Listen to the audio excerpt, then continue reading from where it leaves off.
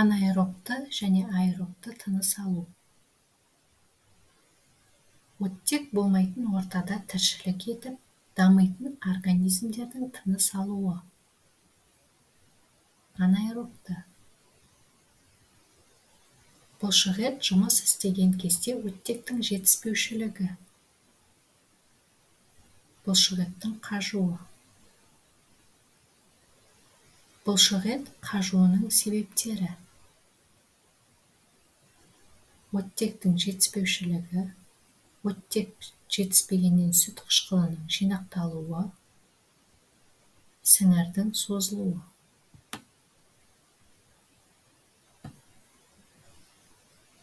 АТФ-тің құрамына кіреді: аденин, рибоза, фосфор қышқылының 3 қалдығы. Анаэробты терминін ғылымға енгізген ғалым: Луи Пастер. Бұлшықет жұмыс жасағанда оттектің жетіспеуі. Қажу. Ағзадағы негізгі энергия көзі. АТФ. Жасушадағы электр станциясы. Митохондрия. Зат және энергия алмасу. Метаболизм.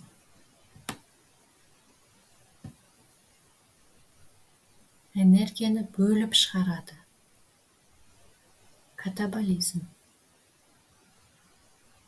Ферменттердің көмегімен және энергияның бөлінуімен жүретін глюкозаның ыдырауы.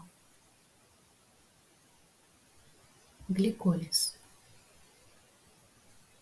Энергияның әмбебап түрі АТФ-ті синтездейді.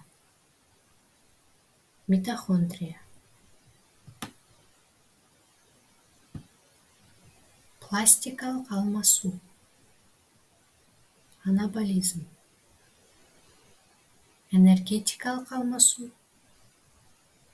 Катаболизм.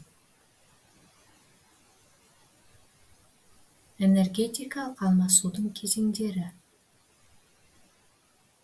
Дайындық, оттексіз, оттекті.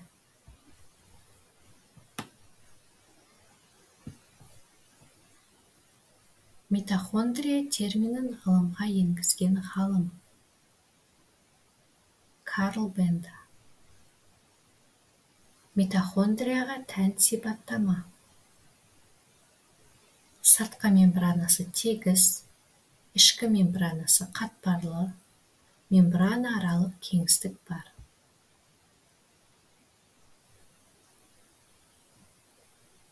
Кіші молекулалар мен иондар енуі үшін диаметрі 2-3 нанометр тесікті қалыптастыратын өзек түзуші дәрус.